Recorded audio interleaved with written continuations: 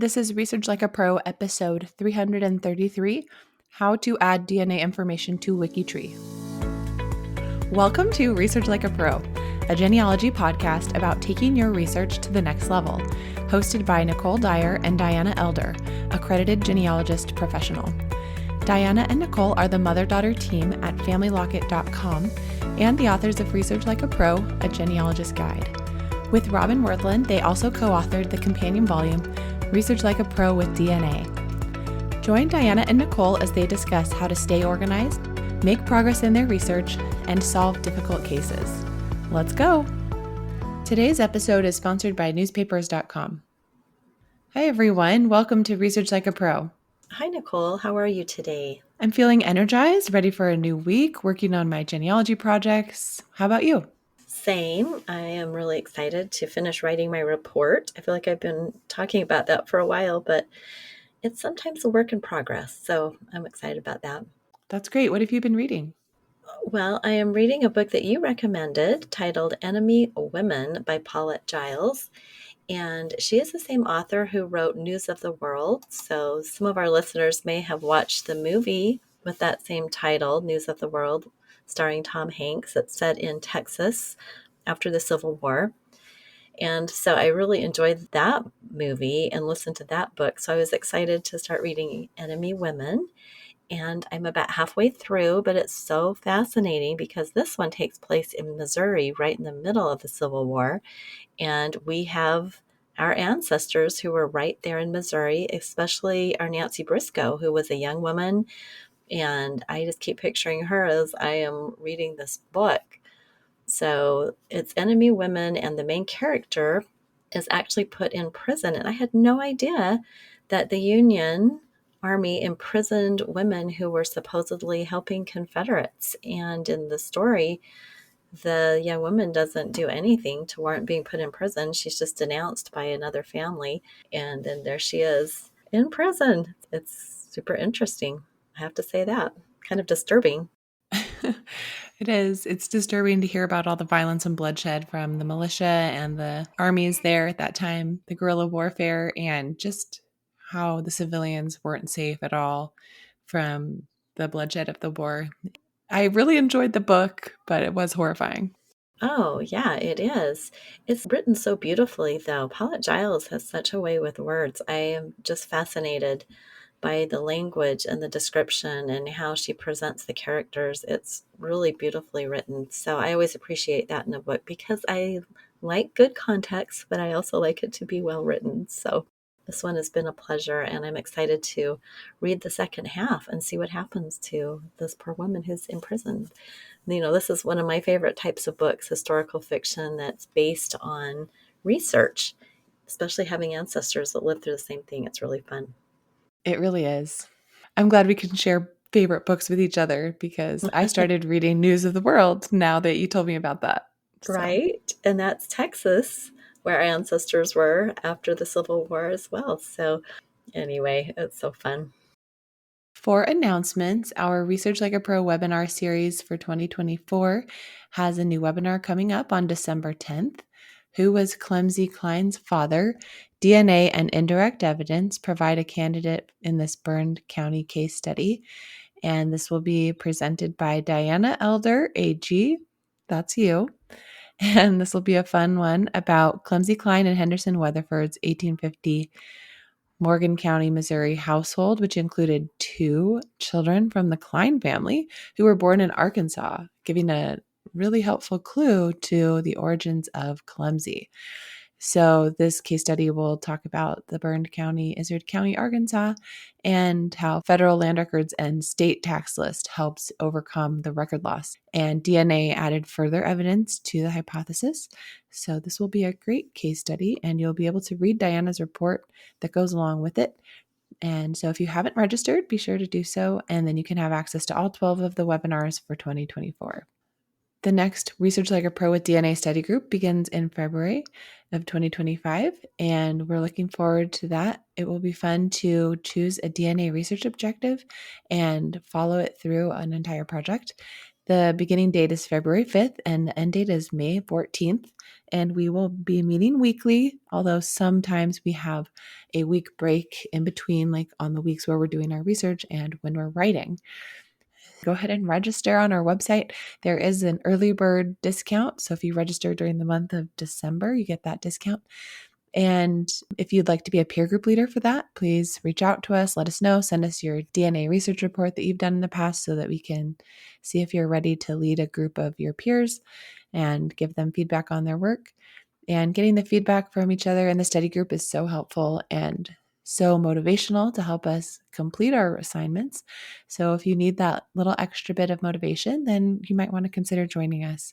Those of all levels of experience with using DNA will be able to learn and gain something from the study group because you choose the difficulty level by choosing your research objective.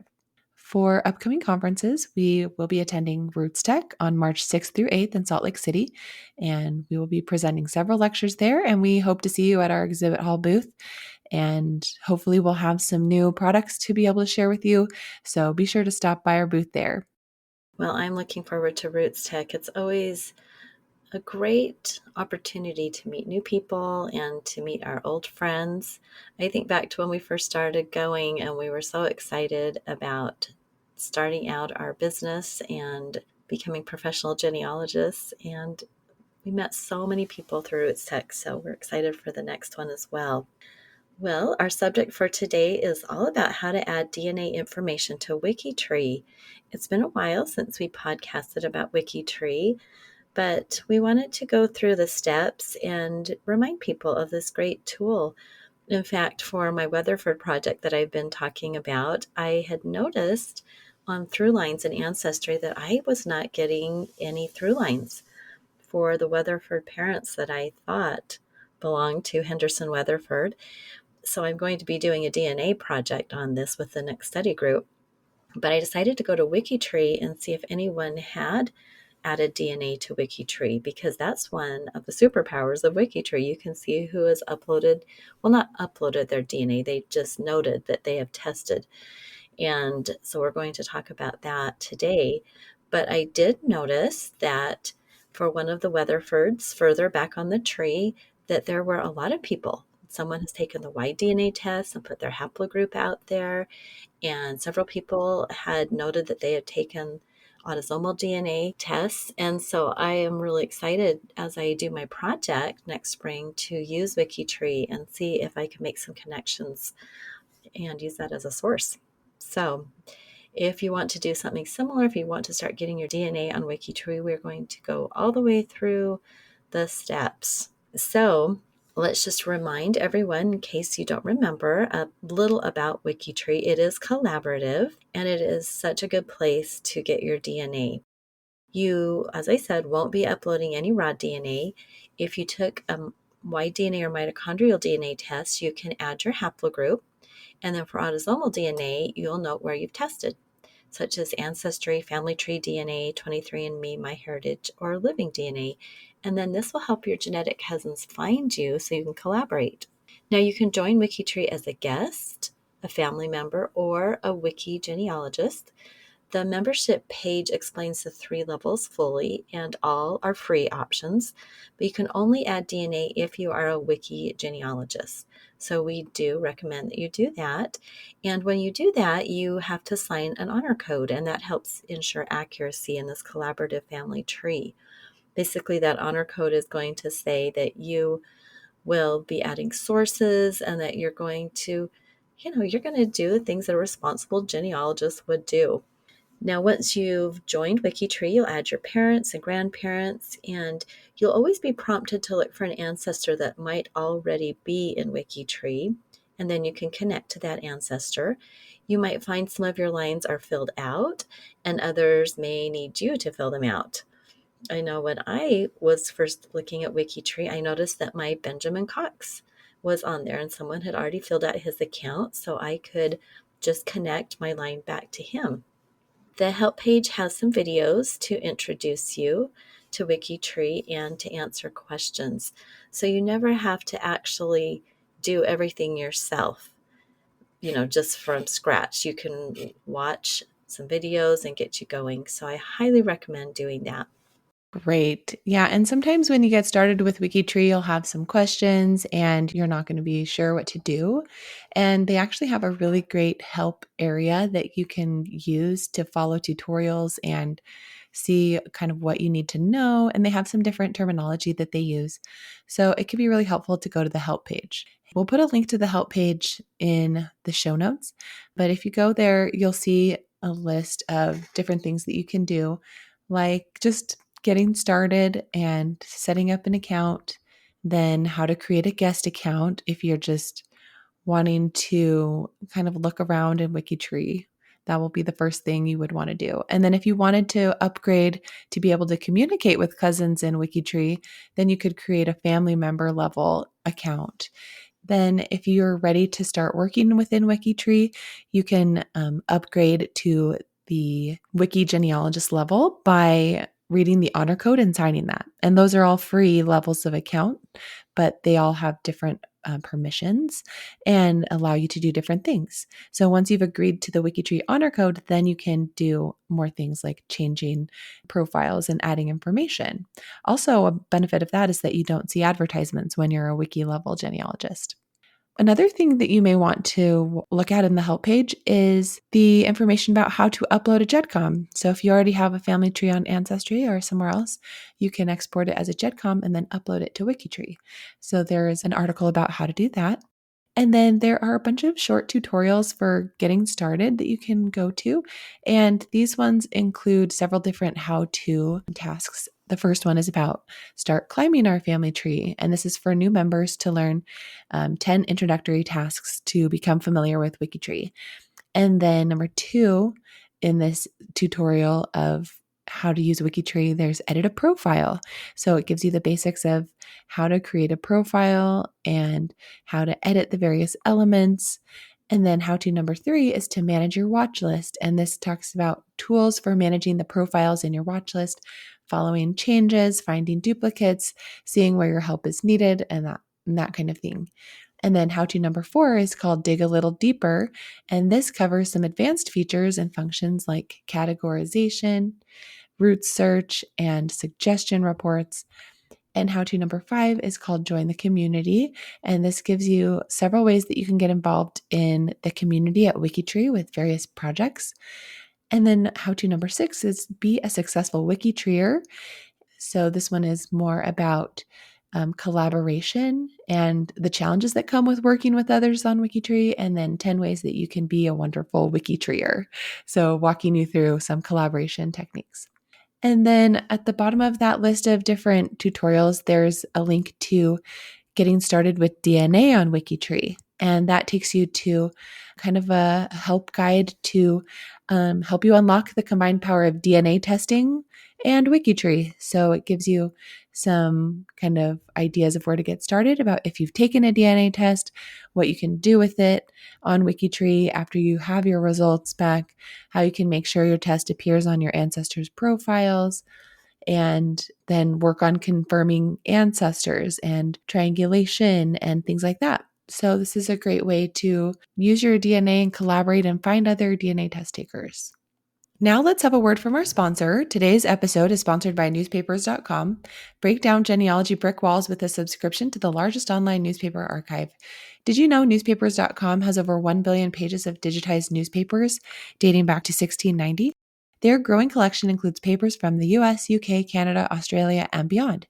Discover birth and marriage announcements, obituaries, and everyday stories about your ancestors in seconds. Newspapers.com can help you fill in the gaps between vital records and reveal details about your ancestors' lives that you can't find anywhere else. Their easy-to-use search feature lets you filter your results by date, location, specific paper, and more. When you find something interesting, newspapers.com makes it a snap to share it with family and friends. You can even save it directly to your ancestry tree. Come explore 1 billion pages and make infinite discoveries today on newspapers.com. Use promo code FAMILYLOCKIT for a 20% discount on your subscription. All right.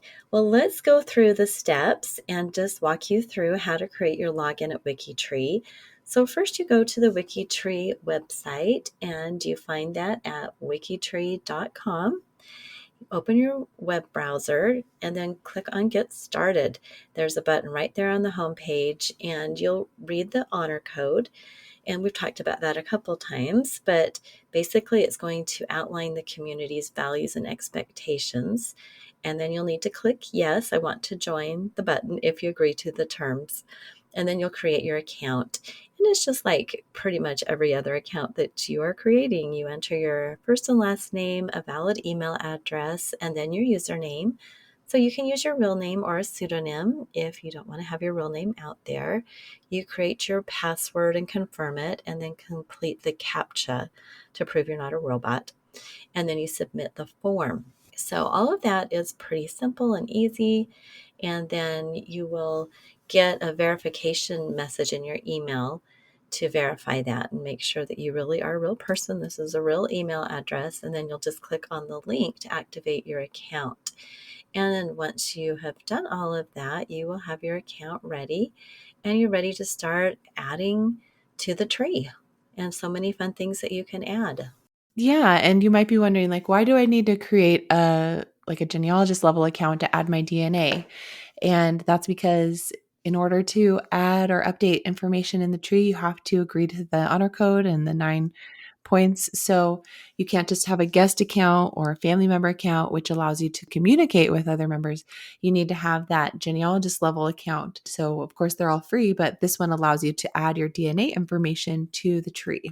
We'll go over the next step for how to add that DNA information, but I was just going to ask Diana. So she wrote this blog post in order to send it to relatives who might want to join WikiTree and add their DNA information. Is that right? Yes, absolutely. Because I have had some of my cousins take a mitochondrial test and one do a Y-DNA test. And I would love to have them go on WikiTree and put their information out there because I asked them to take the test, but I can't put their information out, even though I have the haplogroups and where they tested. So I did write this, and I have to say that I have not done that yet. It's on my to-do list, but I got busy with other things. So now that we're recording this podcast, that will be my goal of the day. Write an email, link this blog post so that they can do that because they are so willing to take the test. And I'm hoping they'll be willing to go take this extra step to get their DNA information out there. Yeah, and that's kind of a tricky thing about WikiTree that when I first started using it, I wanted to enter in the information from DNA tests that I manage. So I have my father-in-law's test and ancestry and his Y-DNA test, and I can't add it. I have to have him do it. And I think that's just one of the privacy rules that WikiTree has in place that only the person who took the test can add their own information about their DNA test to WikiTree. And that's probably because WikiTree is a public website that others can look at. So if they don't want people to know they took the DNA test, they want people to be able to opt out of that by not putting it up. So they wouldn't want other people coming along and entering DNA tests for anyone that they feel like. So it does make it challenging for us because we have to ask our test takers to do this extra step, but hopefully they can follow this blog post and our listeners can also send this blog post to anyone that they have asked to test and see if they would be willing to also add their information to WikiTree, which really enhances the DNA experience on WikiTree to have more people's information there because it increases the information that we have about Y-DNA and mitochondrial DNA, and it really helps advance genealogy research. Oh, I absolutely agree. Well, after you've created an account, the next step is to add the DNA information to your WikiTree profile. So make sure that you have signed the honor code and you have a genealogist level, and then log into WikiTree and enter your username and password, click login, and then you'll access your profile by clicking your name at the top right corner, and that's how you'll get to your profile page. And on your profile page, you'll click edit to make changes to your profile. And this is where you can add information to the DNA section of your profile. So when you get to the profile and you're ready to edit it, you'll scroll down to the DNA section. This is going to be towards the bottom of the editing page, and you'll click DNA. Once you've clicked on DNA, you'll click Add a DNA test. There's another way to access the DNA page, and that's from the drop down menu under your username. So if you do that, you'll just click on DNA tests. So either way you get there, you'll go to the DNA page and you'll click add a DNA test. And then you'll scroll down to the part that says add new test information. Then you'll select the type of DNA test you have taken from the drop-down menu, whether y-DNA, mitochondrial DNA, or autosomal. And then you'll enter the DNA test information. You'll fill out the form with details about your DNA test, such as your username, and enter your kit number and any other relevant identifiers provided by the testing company, such as your haplogroup, if that's applicable. If you're adding your DNA test information from MyHeritage DNA, for example, at the end, there's the option to add third-party links. So if you have added your test to GEDmatch, then you can go ahead and add your GEDmatch kit number there. Then there's another optional space for extra information that you can add. That's basically it. And after you've added all this information into the form, you'll click Add Test, and that will update your profile with your DNA information. Then the last step is to just verify and confirm. So you'll want to verify that your DNA information appears correctly on your profile and confirm that your profile now shows the added DNA test information. Then you'll repeat the process for each DNA test you've taken. So maybe you've taken one at Ancestry, one at MyHeritage, and also a y-DNA test or mitochondrial DNA test. So you'll have to do this for each test you've done. For example, my profile shows that I have DNA from all the major companies, plus I uploaded my DNA to GEDmatch. And then you can edit your profile and your DNA information at any time. And this is just so valuable. What's amazing about this is that it automatically knows which ancestors to propagate the DNA information to. So all you have to do now is build your tree. And then, let's say that you took a mitochondrial test, you add that here, and then you build your tree and you expand your matrilineal line out several generations. Now, that mitochondrial test will appear on each of your ancestors who are on the matrilineal line, showing your cousins that they don't have to take that mitochondrial test or find a test taker because you've already done it. And so it really gives you more use out of your mitochondrial test by helping others see that information. And one thing that is challenging about family tree DNA with the y-DNA and the mitochondrial is that unless you know personally the person and you're in contact with that cousin who's a descendant of your common ancestor, you can't really see the results of it. Like if my third cousin on the matrilineal line has tested, if she puts that information on WikiTree, now I can see the haplogroup of that matrilineal line. So it's really great to be able to share that information, especially for those y-DNA and mitochondrial tests. What I like about the autosomal test is that you can see cousins who have tested, and you can test your hypothesis by looking at their GEDmatch results and comparing your kit with that hypothesized ancestral couple that they descend from.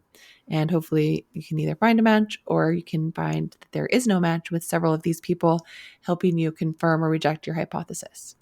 Right. It is a wonderful website, and you might feel like you're a little bit nervous about putting your information out there, but rest assured that you are not putting any of your actual DNA information aside from just that you tested somewhere and that you're putting your haplogroup there. And of course, if you have your GEDmatch kit number, then anyone can go look at your information there, see if they match you, or see if you have some segments in common if you do match. So let's just look at one example as we wrap up this episode. And I went to my profile for Clemcy Klein Weatherford, since we've been talking a lot about her and the Weatherford family. And I can see that I have got 3 DNA testers who are listed on her profile. One is myself, and the other one is you, Nicole, and the other one is your brother. And so anyone could take a look at that and see that, there are 3 people that have DNA for Clemcy Klein Weatherford. And it's fun to see the percentages. So it does the calculation, and I would have inherited, more or less than 3.12%. And then my children, 1.56%. So you can see that's not a huge amount that we would have inherited from Clemcy, because she is my 3rd great grandmother and my children's 4th great grandmother. So this is the importance of trying to get more people to put their DNA out there so we can have a better coverage of her genome.